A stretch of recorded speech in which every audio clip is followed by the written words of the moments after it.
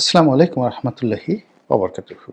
সম্মানিত দর্শক, বাংলাদেশের আলোচিত এবং সমালোচিত একটি জাতীয় দৈনিক প্রথম আলো। তার পক্ষে যেভাবে আমাদের নাকচু মধ্যবিত্ত শ্রেণী রয়েছে, আবার দেশের রাজনৈতিক নেতৃত্ব থেকে শুরু করে যারা সুস্থ এবং স্বাভাবিক চিন্তা করেন, অনেকটা লিবারেল চিন্তা করেন, যাদের মধ্যে অহমিকাবোধ কিংবা বিদেশিদের এজেন্ট বা দালাল হওয়ার লোভ এবং লালসা নেই, সে সকল মানুষ সাধারণত এই যে দুটো পত্রিকা, প্রথম আলো এবং ডেইলি স্টার, এই দুটো পত্রিকার সমালোচনা করেন। যথেষ্ট কারণও আছে। প্রতিষ্ঠিত হওয়ার পর থেকে এই দুটো পত্রিকা মাঝে মধ্যে যে এজেন্ডাগুলো বাস্তবায়ন করার চেষ্টা করেন, সে এজেন্ডার ফলে আমাদের এই সমাজে বহুবার ধর্মীয় অনুভূতিতে আঘাতের মতো ঘটনা ঘটেছে। মানুষের যে সহজাত চিন্তা, সংস্কৃতির যে বিকাশ এবং জাতি গঠনের যে একটা চিরায়ত প্রথা রয়েছে, এটার বিরুদ্ধে গিয়ে তারা প্রায় এমন সব অদ্ভুত তথ্য উপাত্ত হাজির করেন এবং সঙ্গত করেন ওখানে যারা চাকুরি করেন তারা আমাদের দেশের অন অ্যাভারেজের যে অ্যাভারেজ মেধা, সেই অ্যাভারেজ মেধার লোকজনই সাধারণত সেখানে আছেন। ব্যতিক্রমধর্মী ওখানে খুব ইন্টেলেকচুয়াল টাইপের লোক, দার্শনিক টাইপের মানুষ, ব্যক্তিগত এবং পারিবারিক জীবনে খুব সফল হয়েছেন, এরকম মানুষ প্রথম আলোতে সেই শুরু থেকে এখন পর্যন্ত কাউকে আমি দেখিনি।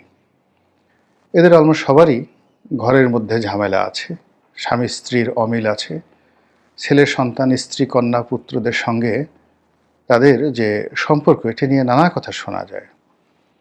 এরপর এখানে যারা মালিক পক্ষ, যারা এখানে বিনিয়োগ করেছে, ট্রান্সকম গ্রুপ, সেই প্রয়াত লতিফুর রহমান সাহেব, তার স্ত্রী, তার সন্তানদের মধ্যে যে এখন বিরোধ এবং তাদের মধ্যে যে সকল দৃষ্টিকটু বিষয় জাতির সামনে চলে এসেছে, ফলে এইরকম একটা কারখানা থেকে যেখানে এই ট্রান্সকম গ্রুপের বিনিয়োগ রয়েছে, ভালো কিছু আসবে, কল্যাণকর কিছু আসবে, এটি কল্পনাই করা যায় না।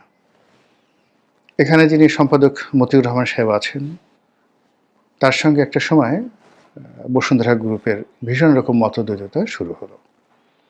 তো জনাব মতিউর রহমানের যে ব্যক্তিগত জীবন, ব্যবসায়িক জীবন, পারিবারিক জীবন, এই প্রথমবার জাতির সম্মুখে উন্মোচন করেছিল বসুন্ধরা গ্রুপের জনাব শাহ আলম সাহেব। এর আগ পর্যন্ত জনাব মতিউর রহমান ছিলেন একেবারে দেবতুল্য। তাকে স্পর্শ করা যাবে না, তাকে কথা বলা যাবে না, তাকে নিয়ে আকার ইঙ্গিত কোনো কিছু বলা যাবে না। তিনি যাকে ধরবেন তাকে খেয়ে ফেলবেন, রীতিমতো জয়নাল হাজারীর মতো, অথবা লক্ষ্মীপুরের তাহেরের মতো, অথবা শামীম ওসমানের মতো। তো এরকম একটা আতঙ্ক যখন সারা বাংলাদেশকে গ্রাস করেছিল, বিশেষ করে এলিট সমাজকে, ঠিক সেই সময়টিতে জনাব আহমেদ আকবর সুবহান, বসুন্ধরার মালিক, এই ভদ্রলোকের বিরুদ্ধে রীতিমতো জিহাদ ঘোষণা করেন। তার বিরুদ্ধে পোস্টার ছাপান। প্রথম আলোকে চ্যালেঞ্জ করে তিনি অনেকগুলো পত্রিকা বের করেন। এর মধ্যে বাংলাদেশ প্রতিদিন, কালের কণ্ঠ, দুটো পত্রিকা যথেষ্ট পাঠক প্রিয়তা পেয়েছে। এখন বসুন্ধরা সম্পর্কে, আহমেদ আকবর সুবহান সম্পর্কে আপনার অনেক অভিযোগ থাকতে পারে, কিন্তু তারা যে অভিযোগ প্রথম আলো এবং এই পরিবারের মধ্যে যা কিছু ঘটছে তা নিয়ে যে তথ্যপত্র হাজির করছেন, সেটাকে তো আপনার বিবেচনায় নিতে হবে। প্রথম আলোর বিরুদ্ধে, তারপরে তার মালিক পক্ষের বিরুদ্ধে এবং প্রথম আলোর সম্পাদকের বিরুদ্ধে দুর্নীতি দমন কমিশনে একাধিক মামলা চলছে, তদন্ত চলছে, এবং যেসব বিষয় নিয়ে সেখানে আলাপ আলোচনা হচ্ছে এটি রীতিমতো লোমহর্ষক। তো কাজেই আমি ভালো কথা বলবো, সে বিষয়ে আমার জ্ঞান থাকতে হবে। এখন রাজনীতির যে বিষয়গুলো নিয়ে তারা কথাবার্তা বলছে, যাদেরকে দিয়ে কথাবার্তা বলছে, আমার কাছে মনে হচ্ছে এই ব্যাপারে তাদের জ্ঞান স্পষ্ট নয়। ২ নম্বর হলো যে মানুষের কাছে বিশ্বাসযোগ্যভাবে কোনো একটা বিষয়বস্তু উপস্থাপন করার জন্যে যে সততা দরকার, নীতি নৈতিকতা দরকার এবং সৎকর্ম প্র্যাকটিস করার একটা ট্র্যাক রেকর্ড দরকার। এটি এখানে যারা আছেন তাদের কারোর মধ্যে আছে বলে আমার জানা নেই। হতে পারে, কেউ থাকতে পারে লুকায়িত অবস্থায়। আর সর্বোপরি তাদের যে অতীত কর্মকাণ্ড, সেই অতীত কর্মকাণ্ডের কারণে বাংলাদেশে অনেকগুলো রাজনৈতিক জটিলতা তৈরি হয়েছে। আমাদের দেশে ১/১১ যেভাবে এসেছে, বিএনপি সরকারের যেভাবে পতন হয়েছে, আবার আওয়ামী লীগ সরকারের যেভাবে পতন হয়েছে, এই মানে আওয়ামী লীগ সরকারের পতন ৯৬ থেকে ২০০১, আবার ২০০১ থেকে ২০০৬ পর্যন্ত বিএনপি সরকারের পতনের পেছনে যত রকম ন্যারেটিভ, এই ন্যারেটিভগুলো নেতিবাচকভাবে তৈরি করেছে প্রথম আলো, তার সঙ্গে সঙ্গে ডেইলি স্টার। তারা সর্বোচ্চ চেষ্টা করেছে ১/১১কে বাংলাদেশে প্রতিষ্ঠা করার জন্য, এবং তারা যে পরিস্থিতি তৈরি করেছে সেখানে ১/১১ অনিবার্য হয়ে পড়েছে। একইভাবে আবার এখন বর্তমান যে সরকার এসেছে, এই সরকারে যারা কর্তা ব্যক্তি রয়েছেন তারা সবাই প্রথম আলোর বাই প্রোডাক্ট। দীর্ঘদিন ধরে প্রথম আলো তাদেরকে নার্সিং করছে, অর্থাৎ শুধু নার্সিং না, তাদের প্ল্যান্টেশন, একেবারে বীজ থেকে তাদেরকে চারা উৎপাদন করার মতো ঘটনা তাদেরকে ঘটেছে। তারপরে তাদেরকে নার্সিং করেছে, মানে আদর যত্ন করেছে, ফুলে ফলে শোভিত করেছে, এবং অনেকগুলো মানুষকে তারা সমাজে দেখিয়েছে যে এরা অনেক বড় মানুষ, এদের জ্ঞান, গরিমা, সততা, ন্যায়পরায়ণতা প্রশ্নাতীত। এবং এই মানুষগুলো যদি কখনো রাষ্ট্র ক্ষমতায় আসে তাহলে বাংলাদেশের এটা হবে, ওটা হবে, ইত্যাদি ইত্যাদি। এখন ১/১১ সময় আমরা সেই মানুষদের কর্মকাণ্ড দেখেছি, আবার এই সময়টাতে প্রথম আলো রিক্রুট করা সেই মানুষদের কর্মকাণ্ড দেখছি। আমি শুধু প্রশ্ন করতে চাই, আপনারা কি তাদের কর্মকাণ্ডে অতীতে খুশি হয়েছিলেন, কিংবা বর্তমানে খুশি আছেন? দ্বিতীয়ত, একটি দেশ, কাল, সমাজ সবসময় রাজনীতি দ্বারা নিয়ন্ত্রিত হয়। রাজনীতির বাইরে যখনই অরাজনৈতিক কোনো শক্তি আসে, সেটা সেনাবাহিনী আসুক কিংবা কোনো বিদেশি শক্তি আসুক, এটি কখনো কোনো কালে কোনো জনপদে কল্যাণ বয়ে আনেনি। আমাদের দেশে উলফাদের সেই উল্লম্ফন, ভারতীয় যে বিদ্রোহী গোষ্ঠী, সশস্ত্র বিদ্রোহী গোষ্ঠী উলফা, তাদেরকে বাংলাদেশে আনা, উলফার টাকায় পত্রিকা চালানো, এই জিনিসগুলো তো আপনারা সবাই শুনেছেন। উলফার যিনি প্রধান ছিলেন পরেশ বড়ুয়া, তার সঙ্গে এই বাংলাদেশের কার আত্মীয়তা ছিল, এগুলো স্পষ্ট। আবার দিল্লির সঙ্গে সম্পর্ক ভালো, রয়ের টাকায় চলে, এরকম সাংবাদিক, পত্রিকা বলতে কাদেরকে বোঝায়? আপনি পিনাকিকে যত কথা বলেন, তার কর্মকাণ্ড আপনার যত অপছন্দ হোক, কিন্তু প্রথম আলো এবং ডেইলি স্টারকে তাই নিয়ে যে নাম দিয়েছেন দিল্লি স্টার, আর প্রথম আলো যে শব্দটা খুব বাজে শব্দ, এই জন্য এটা আমি উচ্চারণ করলাম না। এদের কর্মকাণ্ডের কারণে এইভাবে মানুষ কিন্তু মনোজগতে পিনাকি বলতে পারছে, কিন্তু সবাই কিন্তু এভাবে বলতে পারছে না। পিনাকির সামর্থ্য ছিল, সে প্রথম আলোকে ভয় দেখানোর জন্য, ডেইলি স্টারকে ভয় দেখানোর জন্য সেখানে তারা জিয়াফতের আয়োজন করেছে। আমি কখনো এটাকে সাপোর্ট করি না, কিন্তু যে পরিবেশ পরিস্থিতি অতীতকালে প্রথম আলো তৈরি করেছে, এর ফলে অনেক মানুষের মধ্যে এই ক্ষোভ থাকা একেবারে স্বাভাবিক। তো তাদের সেই অভ্যাসগুলো, অতীতের সেই অভ্যাসগুলো যখন থেকে তারা মনে করছে যে আমরা কিং মেকার, আমরা রাজা তৈরি করব, রাজা বানাবো, এবং রাজা রাজত্ব চালাবে, আমরা তার উপর ছড়ি ঘোরাবো, এই যে তাদের একটা মন মানসিকতা, এটার সঙ্গে কোনো অর্থযোগ নাও থাকতে পারে, কোনো দুর্নীতি না থাকতে পারে, কিন্তু এই যে একটা মানসিক খায়েশ, ক্ষমতা প্রয়োগ করার এবং ক্ষমতা ভোগ করার যে একটা মানসিক খায়েশ, এই খায়েশের কারণে পৃথিবীর বহু ক্ষয়ক্ষতি হয়েছে।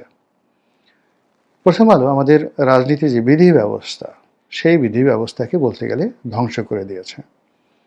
রাজনীতিবিদ বলতে খারাপ, এদের লেখাপড়া নেই, এরা দুর্নীতিবাজ এবং এই সমাজ পরিচালনা করার যোগ্যতা তাদের নেই, এই রাষ্ট্র পরিচালনা করতে তারা একেবারে অপারগ।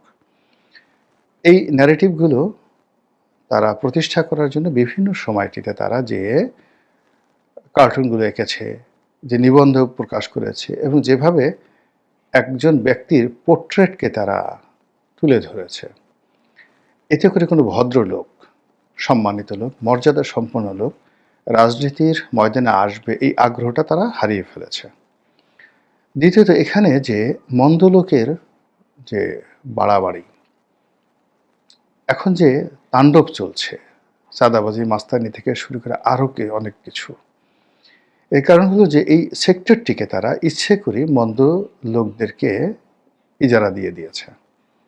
যখন আপনি ভালো কাজ করবেন, করার পরেও লোকজন আপনাকে মন্দ বলবে, পত্রপত্রিকা আপনাকে মন্দ বলবে, তখন একটা সময় আপনার মনে হবে যে ঠিক আছে, যখন বলছি একটু মন্দ কাজ করেই দেখি।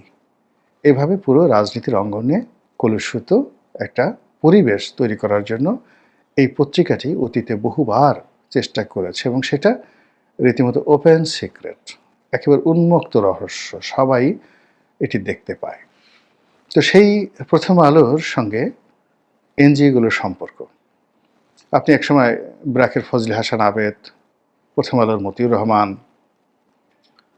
তারপর গণস্বাস্থ্যের ডক্টর জাফরুল্লাহ, এই বর্তমান প্রধান উপদেষ্টা ডক্টর মোহাম্মদ ইউনূস, এরপরে বেলার সেই রেজওয়ানা, সৈয়দা রেজওয়ানা হাসান, এরপর বেলার রেজওয়ানা হাসানের সঙ্গে অধিকারের আদিলুর রহমান, জনাব আসিফ নজরুল, তারপরে সবাই, এই যে ফজলুল করিম খান যে আর একজন উপদেষ্টা আছেন তিনি, আলিমাম মজুমদার, এই সরকারের যারা কর্তা ব্যক্তি আছেন, সকলেই এই পরিবারের সদস্য, প্রথম আলো এই পরিবারের সদস্য। তো যা হোক, এখন সেই প্রথম আলো এই সরকারের সঙ্গে আছে, এই সরকারকে এনেছে বা এই সরকারকে প্রমোট করছে, এটা সবাই জানে। আর সামনে যে দৃশ্যমান স্বল্পতম সময় আছে, সেই সময়টিতে সবাই আমরা যখন বেহেশত দোজখের মাঝামাঝি আছি, নির্বাচন হবে কি হবে না, হলে কারা ক্ষমতায় আসবে, আসবে না, তারেক রহমান সাহেবকে আবার ক্ষমতায় আসবেন, তিনি কে প্রধানমন্ত্রী হবেন না জামাতের আমির হবেন, এই সকল কথাবার্তা যখন রাজনৈতিক অঙ্গনে আলোচিত হচ্ছে, তখন লক্ষ্য করুন আমাদের সমাজে যে বিভেদ এবং বিসংবাদ তৈরি হয়ে গেছে, তাতে করে জামাতের যে মোস্ট প্রসপেক্টিভ যদি 10 জন আপনি নেতা ধরেন, সেটা জামাতের আমির শফিকুর রহমান, তারপরে তাদের সেক্রেটারি জেনারেল মিয়া গোলাম পারওয়ার, এটিএম আজহার থেকে শুরু করে ডক্টর মাসুদ থেকে অন্যান্য যারা আছেন, শিশির মনির, প্রায় সবাই এই অল্প সময়ের মধ্যে বিতর্কিত হয়ে পড়েছেন, অনেকটা সেই লক্ষ্মীপুরের তাহেরের মতো, জয়নাল হাজারীর মতো। এবার আসেন বিএনপির দিকে, তারেক রহমান সাহেব থেকে শুরু করে মির্জা ফখরুল, মির্জা আব্বাস, এরপরে জনাব সালাউদ্দিন থেকে শুরু করে প্রায় সবাই একইভাবে তারা সেই অতীতের সেই যাকে বলা হয় যারা খুব বিতর্কিত হয়ে গেছিল প্রথম আলোর কারণে, সেই লক্ষ্মীপুরের তাহের বা জয়নাল হাজারীর একটা ডিজিটাল ভার্সন হয়ে গেছেন। এই কাজগুলো খুব সুকৌশলে, প্ল্যান ওয়াইজ কাজগুলো করা হয়েছে। আর সেই কাজগুলো যখন হয়ে গেছে, তখন শেষ মুহূর্তে এই নির্বাচনের মাঠে একটা ঝামেলা তৈরি করার জন্য প্রথম আলো যে জরিপ করেছে, সেখানে পরস্পর বিরোধী কতগুলো তথ্য উপাত্ত তারা হাজির করেছে, যে তথ্য উপাত্তের সঙ্গে আমাদের দেশের রাজনীতির কোনো মিল নেই। আমাদের দেশে প্রতীকযুক্ত যে নির্বাচন, মার্কা যেটিকে বলা হয়, সে নির্বাচন, আমাদের দেশে বিএনপি, আওয়ামী লীগ, জামাত, জাতীয় পার্টি কেন্দ্রিক যে নির্বাচন, আমাদের দেশের আঞ্চলিক যে জনপ্রিয়তা রয়েছে অনেক অনেক নেতার, যারা হয়তো এইভাবে কেন্দ্রীয়ভাবে পরিচিত নন, কিন্তু ওই এলাকাতে তাকে ছাড়া বিএনপি আওয়ামী লীগ আসলে জয়ী হতে পারবে না। এই কালচার এর পাশাপাশি আমাদের যে খেটে খাওয়া মেহনতি মানুষ ভোটের আগের রাত্রে তারা সিদ্ধান্ত পরিবর্তন করে ফেলে বিভিন্ন কারণে, ইন ডিটেলস যাব না। ফলে এই বাংলাদেশে জরিপ দিয়ে আসলে ভোটের মাঠে কোনো কিছু করা সম্ভব নয়, এটির দুপয়সার মূল্য নাই। তবে এই ধরনের জরিপ দিয়ে যেটি হয় সেটি হলো যারা রাজনৈতিক নেতৃত্ব রয়েছেন এই মুহূর্তে তাদের মন ভেঙে দেওয়া যায়, তাদের মধ্যে বিভেদ তৈরি করা যায়। আর এই নির্বাচন যারা অনুষ্ঠান করবেন, পরিচালনা করবেন, তাদেরকেও দ্বিধা বিভক্ত করে ফেলা যায় এবং তাদের মধ্যে নানা রকম আতঙ্ক তৈরি করা যায়। ঠিক সেই কাজগুলি এই জরিপের মাধ্যমে তুলে ধরা হয়েছে। এখানে তারেক রহমান সাহেবের সঙ্গে তার মায়ের সম্পর্ক, তাদের দুজনের মধ্যে জনপ্রিয়তার যে মাপকাঠি, কে প্রধানমন্ত্রী হবেন, কার কত জনপ্রিয়তা, এই যে অনাহুত বিতর্ক এই সময়টিতে, সেই বিতর্কগুলো সামনে আনা হয়েছে একেবারে যাকে বলা ইন্টেলেকচুয়ালি করাপশনের সর্বোচ্চ মেথড ব্যবহার করে, যেন বিতর্ক তৈরি করা হয়। এখানে কোনো জনমত প্রতিফলিত হয়নি, জনগণের ইচ্ছা বা উইল ফোর্স তৈরি হয়নি। এটা প্রথম আলোর যারা লোকজন তারা এই কথাগুলো বলেছে।